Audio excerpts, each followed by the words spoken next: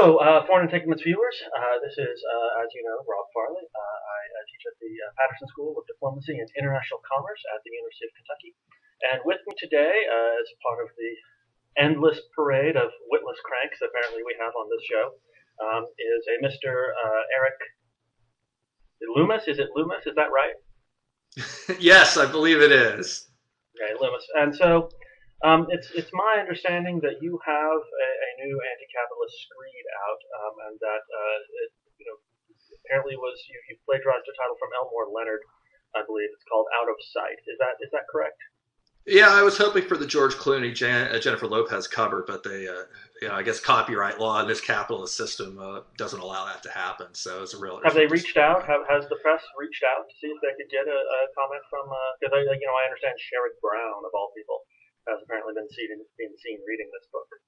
Yes, yes, with his dog even. So it was very exciting. Yeah, I don't know. I think that Clooney should have been one of the Clooney should have been one of the blurbers, but I'm really disappointed in that. So. Right, right. No, I have a completely off topic, but I have this long series of The Diplomat about Kentucky and the Asia Pacific, and the next one is going to be on the most famous Kentuckians of all time. And I think that George Clooney is only number two among living Kentuckians, behind Muhammad Ali, but Harlan Sanders is probably the most famous Kentuckian of all time. Yeah, that's a little disturbing, but I suppose that's probably poor Henry Clay just doesn't get his due. Yeah, I'm sure that Henry Clay is more famous than Harlan Sanders. It's tragic. If only people understood. If only people understood the American system in China, they would it would mean so much. So. Right. So anyway, you have this book. It's coming out with the New Press. Is that correct? Yeah, it's out. It's been out for a couple of weeks. Right, right, right. And it has. So why don't you talk about this book and especially talk about sort of the foreign policy angle to it, given we are a foreign policy program. But tell us what your book is about. Sure. So basically, in 1911, 146 workers died at the Triangle Shirtwaist Fire in New York, mostly young immigrant women. And they died because of terrible workplace safety and building safety, fire safety issues. They burned to death or jumped from a high building. And that incident, which happened in a very fashionable part of New York City, led to massive widespread reforms in workplace safety, building safety, fire safety, in part because the relatively wealthy people out on a nice sunny day on the Lower East Side of New York were outraged, and they began to demand changes. So that's where the book starts, and then it takes us through the 20th century as Americans begin to demand and succeed in forcing the government and corporations to accede to a whole variety of labor standards and environmental standards. So Americans fight and win the 8-hour day, the minimum wage, the Clean Air Act, the Clean Water Act, etc. Well, the corporate response to this is to move these jobs overseas so that they can pay low wages, once again have bad workplace conditions, dangerous workplace conditions, so they don't have to, go along with the Clean Air Act. They can pollute in Mexico or in Honduras or in Bangladesh. This has created both, so the book ends with the Rana Plaza collapse in 2013, where over 1,100 workers die in the city of Savar, Bangladesh, just outside of Dhaka, where you had a large factory, a sweatshop in very, very similar conditions to the workers of the Triangle Fire, in the same industry, the same kind of young women, and in the same kind of workplace safety problems. And in both cases, the women were making clothes under a subcontract system for big big retailers. And so in this case, Walmart and a lot of European retailers and some other American ones as well. And so the book basically tries to explore how have we simply recreated these problems of terrible workplace conditions and pollution and workplace deaths and intimidation of workers overseas, and both connecting that up to the broader issues of trade, from the foreign policy angle in modern America, as well as to the decline of the middle class in the United States, as stable, good jobs for everyday people have simply disappeared, with really intense implications for the present. Everything from lack of stable employment to income inequality to the Citizens United decision and the disappearance of working voices from American politics. So, remembering back to, and this just occurred to me yesterday, and that it's sort of insidery baseball, but I also think it's something that the audience will sort of be interested in. So my own book about the Air Force, in the credits, I actually credit Matt Iglesias for coming up with the idea for writing the initial article on abolishing the Air Force. But in a sense, to my recollection, Matt Iglesias also, oddly enough, deserves just a little bit of credit for you coming up with this book, because he had a particularly, and I'm sure you recollect it, but it was either a tweet or a blog post or something along these lines, a response to the accident in Bangladesh that sort of seemed especially callous and neoliberal. Do you remember that? Well, it was a response to me directly. Oh yeah, was it a response? Right, I wrote a post at LGM that was Lawyers, Guns, and Money, by the way. Yes. Lawyers, Guns, and Money, that basically said that these effectively laid out that these conditions were a travesty. They didn't have to happen, and there's when Western corporations are responsible for this. And Iglesias wrote a post that he later actually had to issue a public apology for, that basically said that that Bangladeshis were choosing these conditions, and that was okay because it was building their economy. And that's and I think that to me very much suggests someone who hasn't spent a lot of time around working people and doesn't really understand choice. And what was really interesting about the way he framed that is sort of people are choosing this, is it really harkens back to how to again build these connections between the past and present. It harkens back to the ways that late 19th century theorists and politicians and business owners talked about the same issue of choice.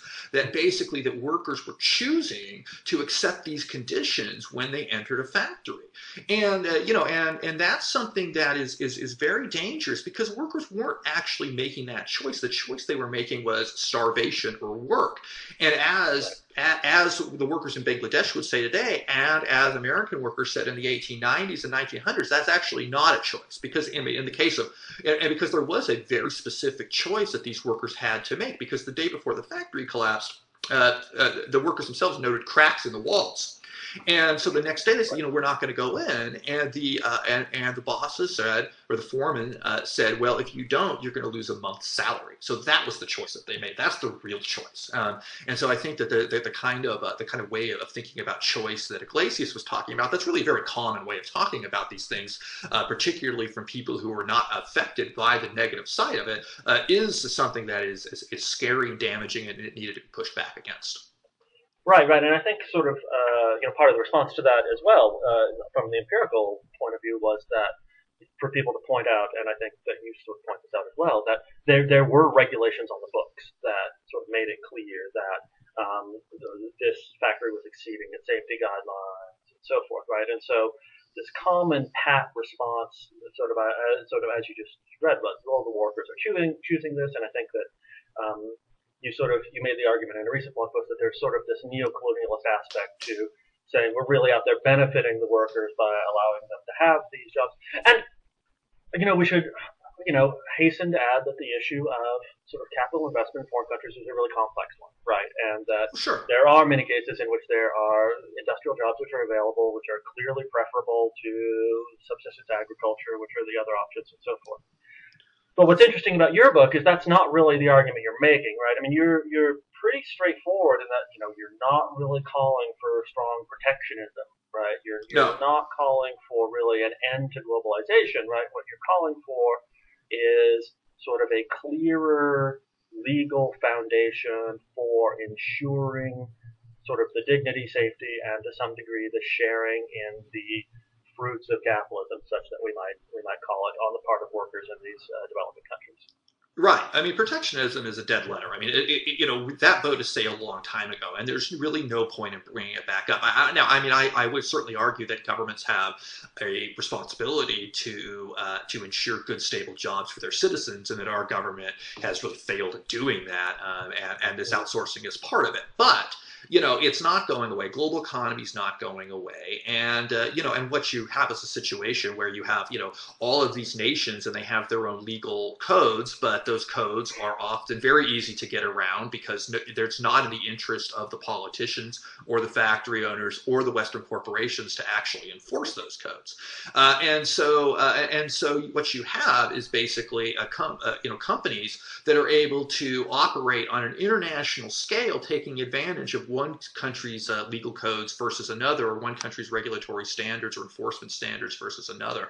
And so you have corporations that are effectively unhinged from national law, dealing, taking advantage of all of these different nations, and that has to change. I mean, I think we need a more integrated system of regulation that actually, that keeps workers safe, that ensures a basic standards of pay, of workplace safety, of dignity at the workplace, as well as pollution standards. And I think that can't be underestimated as part of this either. I think the environmental side of it is very important because it's the workers themselves who are living with this pollution. There was an excellent New York Times story about the rivers in Savar, Bangladesh, again where the Rana Plaza were, that came out a little while after the factory collapse, and it noted that the rivers in this city, they run pink or purple or green, depending on what the clothing factories are producing that day, because they're just dumping the dye into the rivers, and the kids have their schools and they can't learn because they all have headaches, and so this kind of globalization of sacrifice for Western consumerism, that needs to stop. People need jobs, and we need to, and I think in the West, what we need to do is to try to unite our kind of concerns with the concerns of labor on the ground in these places. And so, whether that's the Bangladeshi workers movement that is, asking Western consumers, don't boycott these factories, fight for them to be responsible because we need the jobs. Or it's the Vietnamese labor movement saying, please don't pass the Trans-Pacific Partnership. It's going to undermine our ability to improve our working conditions. This is the kind of labor solidarity that we need that's international. So yes, I think that protectionism is a dead letter, and I think that international standards both build labor solidarity, I mean, as vague and hard to actually pin down as that is, but build labor solidarity and point a more positive way forward for dealing with the impact of globalization, and then, UAW members, taking sledgehammers to a Toyota like happened in the 70s. Right. And one of the sort of more optimistic ways of thinking about these problems are that, the amount of money that would be required for, to ensure at least sort of substantial, real improvements in the living standards and safety of workers in places like Bangladesh, basically amount to a rounding error on corporate profits, right? Yeah, absolutely. Yeah, we're talking about very small amounts of money. I mean, there's some, I think that within existing sweatshops there would be a relatively significant capital investment. But once you've done that in order to make these buildings safe, I mean, you're talking about a very small amount of money here. Right. Now, I want to return to that because I think it'll be useful to sort of think about this in context of TPP, but I want to return to that in a bit. In the book, you have sort of this very interesting history of, and you are a historian, I'm a political scientist. I mean, these are sort of very often political sciencey type issues, international political economy issues, and so you're diving into those. But you give a sort of a history of post-war American capital labor relations that has more agency to it than we normally get. And so what I mean by that is your standard IPE story for post-war American industry runs roughly along the following lines, right? That immediately after World War II, the United States is within the quote unquote free world has a dominant position, right? And Detroit and all of the other major industrial centers in the United States have dominant positions. And the American workers are more productive than their foreign counterparts, and in any way, foreign infrastructure has been destroyed, industrial sectors have been completely destroyed, that the United States government has political reasons for supporting industry in other countries anyway, but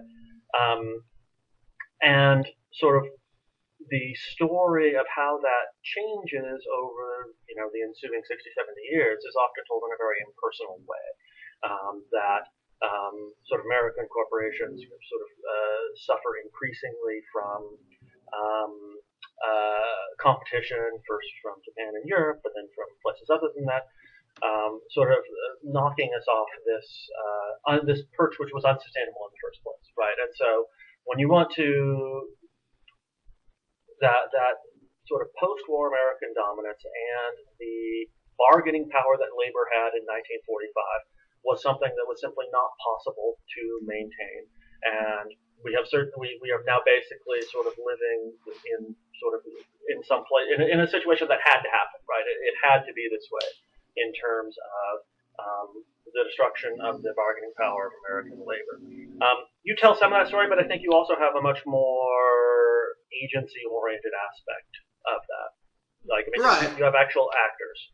Right, right. Well, I mean, I think that I think that I don't want to say this as a historian necessarily, because obviously, old school Marxist historian that's going to very much believe in sort of forces of history, this sort of thing. But I think that as a historian, I'm I'm always skeptical of sort of inevitability, and these are specific choices that are made by specific actors, whether it's the Mexican government and the border industrialization program, or the Johnson administration supporting the outsourcing of those jobs to Mexico, and it's government making specific choices around how to deal with the steel industry, and because obviously that narrative that you present is not untrue in some ways. I mean, certainly, competition from Korean steel did go a long ways to undermining the U.S. steel industry. But at the same time, there's no, for instance, particular reason that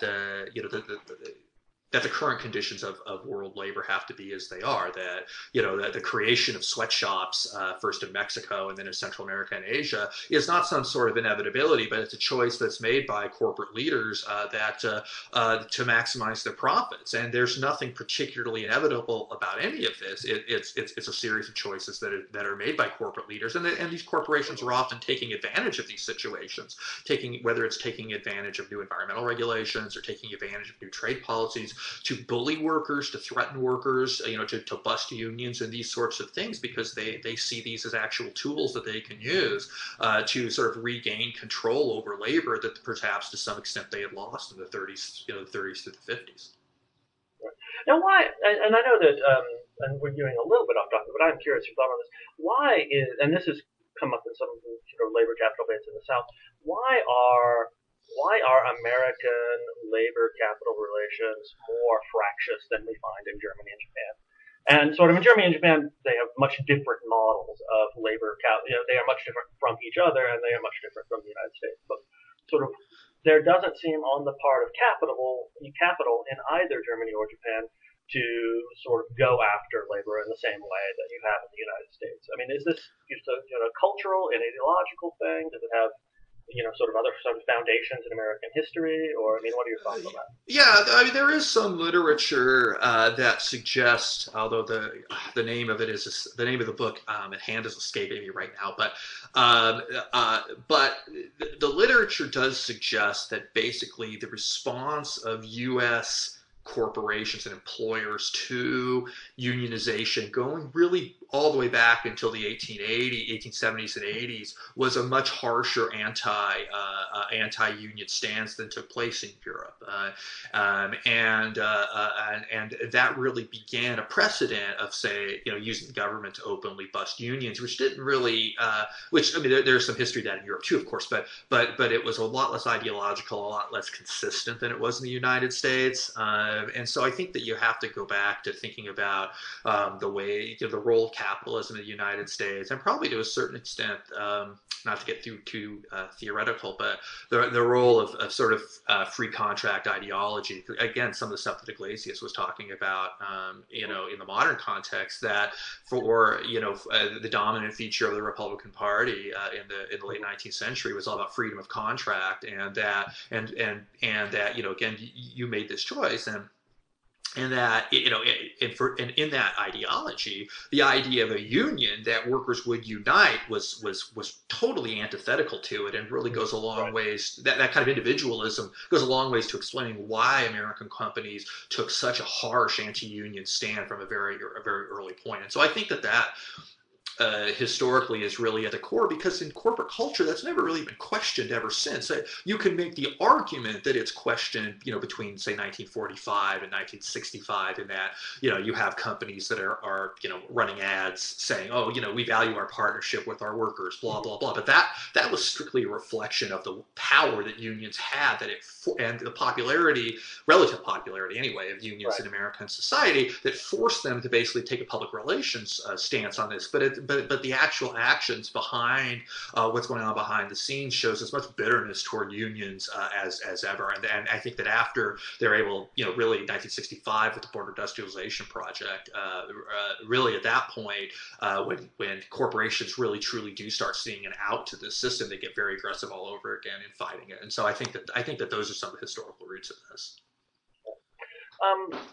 So a sort of related question. I think that it is, one of the things that's pretty key to, I guess I would say in terms of sort of what you're calling for, there's a very specific thing, and I want to get to that in a second, what sort of, and I know you'll hate this phrase, the killer app, the disruptive app that you're calling for.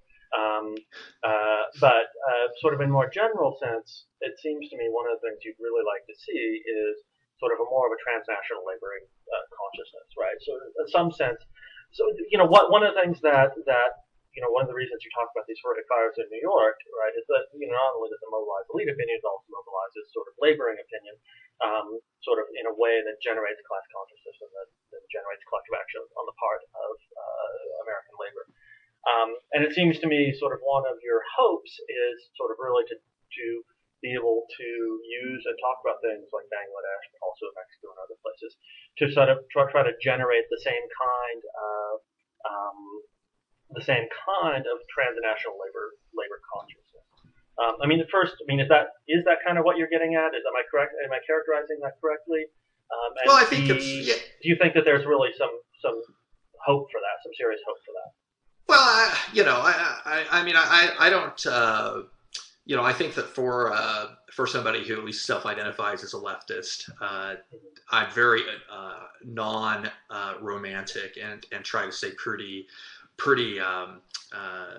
So in other words, I don't necessarily have a lot of patience all the time for sort of vague calls for solidarity, because what does that actually mean in reality? But I think that the kinds of ways that labor has dealt with their decline, particularly the private sector, over the last 50 years has often been very it's often very anti-immigrant. Now that is changing.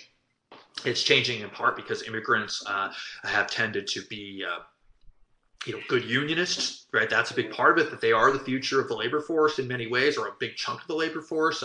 And so unions like SEIU have really, because they've successfully organized immigrants and have become so large, have sort of turned the corner in this anti-immigrant rhetoric. But I think that, I don't expect, Joe Blow from Flint to necessarily care about what's happening in Bangladesh, but I think that when you think about union lobbying, and when you think about the ways that unions are considering their political options, I think that moving toward a different strategy that really begins to talk about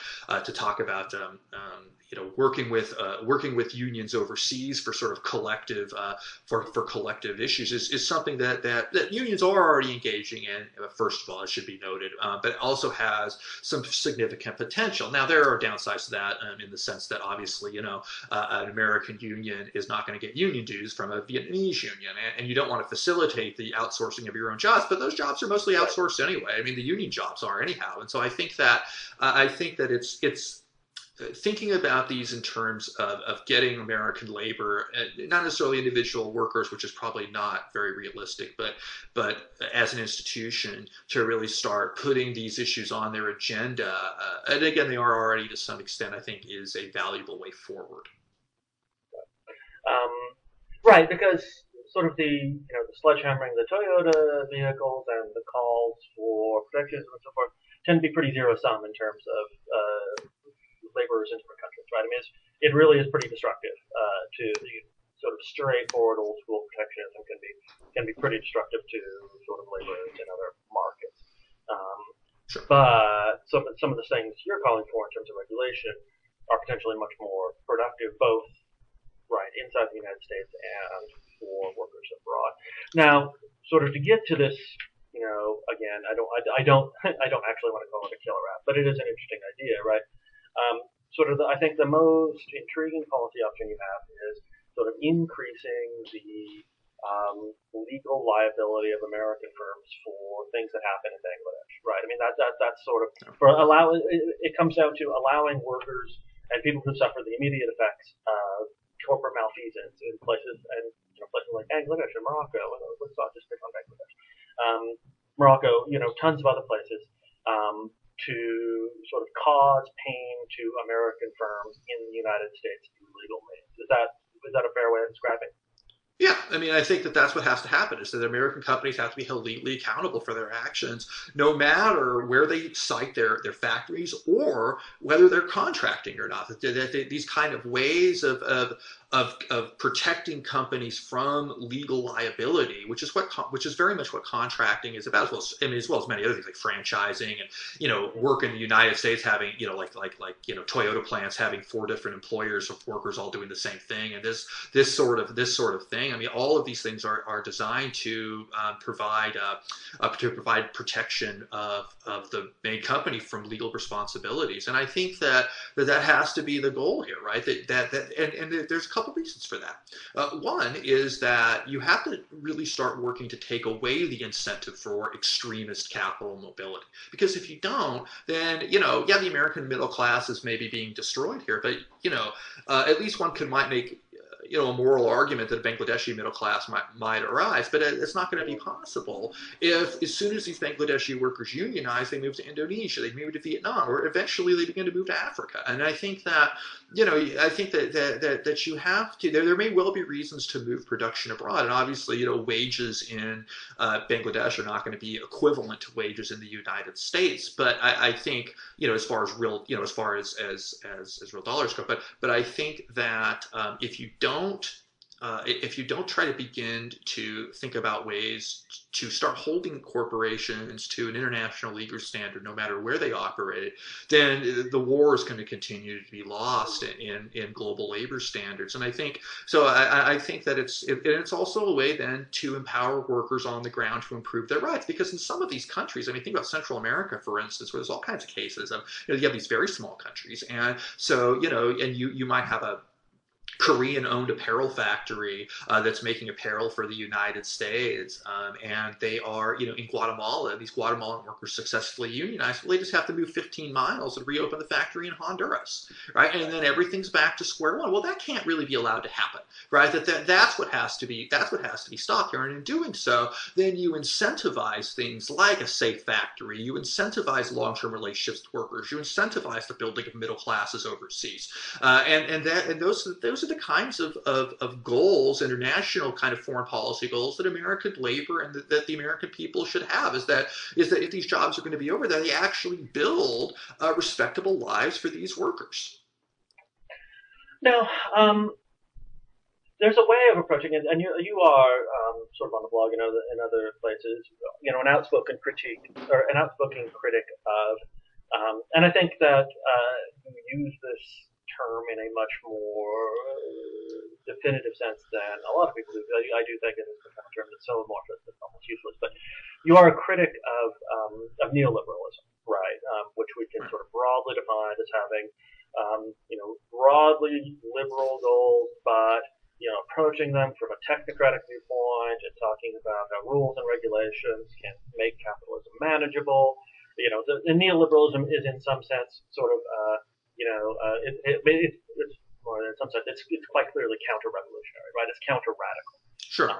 In saying that there are clear reformist aspects, and finding the reformist very much in sort of technocratic regulation of capitalism. Now, have you received much critique, much criticism? And I know the book's only been out for a couple of weeks, so it may not be the case. But it seems to me like you could face criticism from the left for this argument. Somebody essentially claiming, well, look, Loomis, you talked a good game about factories collapsing, and you talked a good anti-capitalist, anti-corporate argument here, but the solution you're putting forward is not really that far from Clinton-esque neoliberalism, right? I mean, you can sort of fit that in. You can see somebody on the West Wing, proposing something along these lines, right? That Yeah. there's a very neoliberal. Your rhetoric is radical, but your solution is a very neoliberal flavor to it. I mean, have you received that criticism, and how would you or how have you responded to it? Well, I haven't received it yet, but I mean, in writing it, I did expect that. And I guess I have a couple of ways of thinking about this. First of all, many authors who write these kind of books don't offer any real solutions. Because it's very easy not to, right? It's very easy to say, "Oh, this system sucks," but I don't really want to, put my neck out to suggest how we're going to fix that system. And I think that's a cop out. And so I think that, so the solutions chapter, that was very, very difficult to write because you're really thinking through some hard issues. I mean, it's very easy as a historian to kind of create a historical narrative that shows how these things are happening. And it's easy to talk about the present because there's all this journalism out there that's doing so. But to talk about the future, that's a much more challenging thing. So, I mean, I guess that's so that's the first thing I would say is that, I would also argue that I don't necessarily think I have all the solutions, but I'm at least trying to create a conversation around what actual solutions would look like. The second thing I would say is that the revolution isn't coming, right? The revolution is not going to happen. And I think that we have to, and so this sort of vague calls for, radical anti-capitalism, I mean, that's fine. That should be part of any kind of world of thinking about solutions. But I also think that again, just like I'm talking about supporting the working classes of these nations and in their actual form, in the sense of these workers with their specific demands, that's something that liberals should be doing. It's also something the left should be doing. I mean, to me, this working class is not this amorphous myth, but it's actual real people. And so I think that supporting those demands is something that's important, and those demands are not necessarily revolutionary. And I guess the other thing I would say is, look, I grew up poor, and and having a better life and a life that gives you a bigger piece of the pie is in some ways a radical thing. If you're a poor Bangladeshi or a poor Vietnamese person, living a middle class life by American standards is a radical thing. No, it's not going to overthrow capitalism, but I don't think that we're at a point right now where that is really on the table. And so I think that this goes back to a sort of practicality. But I certainly welcome anti-capitalist critiques, both of the book and of these systems. But I think that thinking through a solution-based process that is more than vague calls for solidarity or totally unrealistic kind of ways of thinking about this, like, oh, we should have all this cooperative labor things, or an anarchist-based world. I just don't have a lot of patience for that. And so I hope that anti-capitalists can start thinking through what a radical change to the world's working to the system of globalization would look like, but also connect to the real lives of these people. Right. So in other words, don't postpone the better in pursuit of the ideal. Right. Yeah. No, I think that way of putting this into. Yeah. Yeah. No, So, I think that's absolutely true. I mean, the last thing I kind of want to talk about is that, and I want to again talk about two facets of this. Is the Trans-Pacific Partnership, and you've been again on the blog and other places. And when we say the blog, usually what we're talking about here is Lawyers, Guns, and Money, because sort of full disclosure, both Erik and I are writers for Lawyers, Guns, and Money. You've been an outspoken critic of the Trans-Pacific Partnership. You have been an outspoken critic, especially of President Obama and his pursuit of the Trans-Pacific Partnership. So I guess I have two questions. I mean, one,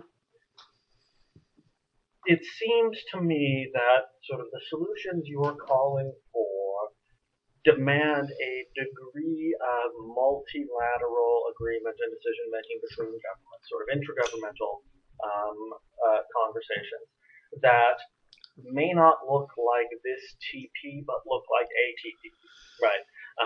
Right. There are certainly things that can be done within the United States with respect to making more, giving more power to foreign workers, right? But there also seems to be a lot that could potentially be accomplished through multilateral means. So that's Sure. sort of question number one, right? Is it the TPP or is it this TPP that you're really, really hostile to? And the second question is, and this is what defenders of the TPP are always going to bring up, and they do have a case here, is that Trans-Pacific Partnership, one of the really big criticisms people have of it is that sort of it's really sort of outlining rules for American corporations to succeed in the exploitation of workers everywhere. But there's a very clear alternative to the United States making rules on this, right? And it's China making rules. And in the case of the TPP, China is an enormously important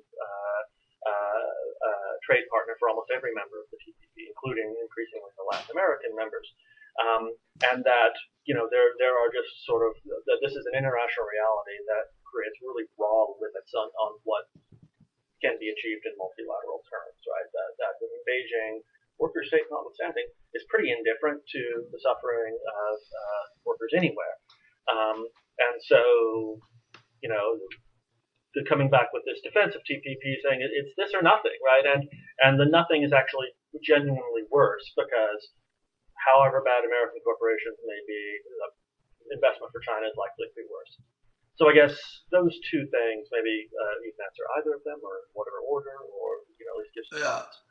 Well, I guess first on the China issue, I mean, I think that there's a couple of problems with that general argument. First, is China's not threatened by the TPP, right? That the Chinese are even, moving toward potentially being interested in being a partner in the TPP. So this idea that it's promoting American interests and it's really going to significantly strengthen American foreign policy in nations like Vietnam and Malaysia, I really don't buy that at all. It's not particularly threatening to the Chinese. Secondly, one trade agreement is not going to stop sort of Chinese investment, Chinese growth in Vietnam and Malaysia and other nations in Asia. I think that's significantly overplayed.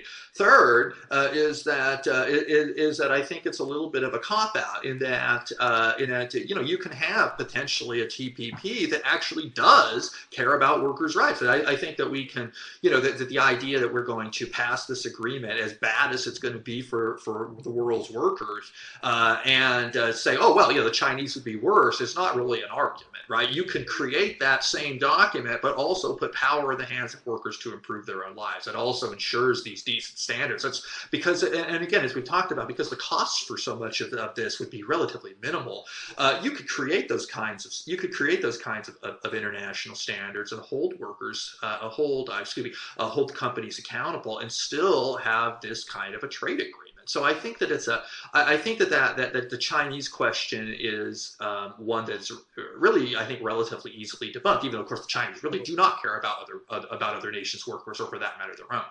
And so, certainly that's an issue. But I don't think that, as the more we know about this and the more we know about the Chinese reaction, I don't think that it's Chinese aren't worried about it at all. But then that does get to the first part of your question, right? Which is that that kind of multi-nation agreements are something that are important. And I think that when I was first writing the book, I think that one of the things I was worried about, and I think that maybe you even expressed in private conversation to me, was that this idea of this sort of international regulatory standards going into these factories and this sort of thing was totally unrealistic. It would cause all kinds of legal problems, etc. But I think that that's really been muted by the importance of or at least the critique that's totally unrealistic. It has been muted by the centrality of the investor-state dispute settlement courts, which effectively does the exact same thing of basically give corporations an extra legal way of ensuring that their profits are not messed with by nations instituting higher labor standards or minimum wages or pollution controls or these sorts of things. And so I think that they're already really the companies already see this. They're moving toward forward, basically trying to erase sovereignty in order to promote their agendas, and they're doing it through these multilateral trade agreements. Well, I think that similar kinds of agreements can be used in order to ensure labor standards and environmental standards that would say give workers the ability to have and access to compensation against Walmart if their factory catches on fire, or if they're if they get cancer, and these sorts of things. And so I think that there is a lot of potential for a different sort of multinational agreement, but that multinational agreement has to empower workers, right? It can't strictly be at a technocratic level, because that technocratic level is going to be co-opted, in different sorts of regulatory capture. That workers themselves have to be able to have the power to use these agreements to improve their own lives. And if you don't have that, because President Obama is talking about how the TPP is going to have some kind of labor standards, and of course we don't really know what that is yet because so much of it is still secret. But it's going to be so much better than NAFTA. But unless these standards actually empower workers on the ground to improve their own lives, I really am skeptical that it's going to have any significant. It's going to make any significant difference for those workers. Right. And we should hazard or hasten to add that in terms of the negotiations, and I should also mention that I don't even know if I really have a position on the TPP. I don't know if I'm pro. I don't think I'm as hostile as you. I certainly would just like a lot of the rhetoric associated with the TPP, like the TPP is an aircraft carrier, which is what Ash Carter recently said, which is terrible and stupid. But right, the parties to the negotiation have, sort of, to say the least, the U.S. government might actually be the most pro-workers' rights actor within I guess not even the Canadian government, right, because it's the Harper government. Right, so there just aren't a lot of voices for workers in the places that we're negotiating with, right? And they're just not out there. And so, the very best you have is Americans perhaps making some allowance for the concerns of Vietnamese workers, which are not being sort of pushed by the Vietnamese government, right? And so, and that's obviously not an ideal process for. It'll be interesting to see, whether the European side works out a little bit differently. Because you do have some sort of more genuinely worker-friendly governments on that side. Well, it's different kind of work. I mean, it's I think that there will be some significant differences there. I mean, the Germans have to take labor seriously. I mean, that's what it comes down to, right? And the Germans are so important on the European front that they have to take labor seriously. The French have to take labor at least somewhat seriously. So, even if the British really don't anymore. So, I think there will be some differences there. But I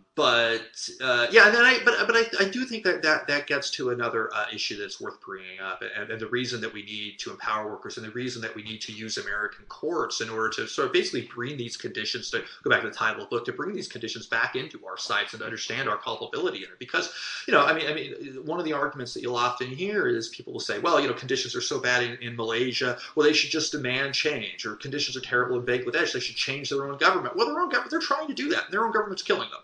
Right, they're killing union organizers in Bangladesh, right, or imprisoning them. And so, when you have a system, many of the sweatshop owners are in the Bangladeshi parliament, they're all well connected to the Bangladeshi parliament, and so it's this kind of assumption that the sort of liberalism of the United States, such as it is, can somehow easily be replicated in nations that have no particular compunction about murdering a union organizer.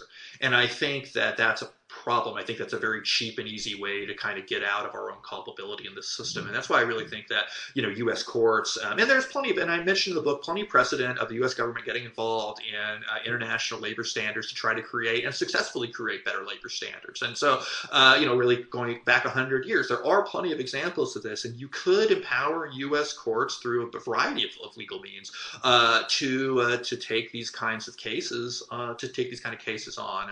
And so, we have all kinds of import standards. I mean, we don't allow elephant ivory into the country, for instance. We can create standards in the United States that are going to potentially raise the workplace standards around the world, because the U.S. is still a gigantic market, and we have the power to do so if we want to. So I think that given just how unresponsive or negatively responsive these governments are to workers that are, in most of these other nations that are involved in TPP. I don't think that we can. That's why I think that while international agreements are a piece of the puzzle going forward, they can't be the only piece of the puzzle, because you do have frankly just anti-worker governments in so many parts of the world. All right. Well, this has certainly been the most communist episode of Foreign Entanglements we've ever had. So, but this has been fantastic. Do you have a copy of the book you can put up in front of the camera and show? I do. Very nice cover. All right. Mm-hmm. So, again, but no J-Lo, no J-Lo and Clooney in the trunk. It's just too bad. But you can purchase this at Amazon if you care to, or you could support a unionized bookstore and buy it from pals.com. Which is how I would recommend that you buy it, or any number of other ways. But please do, and please feel free to contact me about any questions you have about it. So. All right. Well, thank you, Foreign Entanglements viewers, and thank you, Eric. This has been fantastic. And we hope you will tune in next time. Thank you.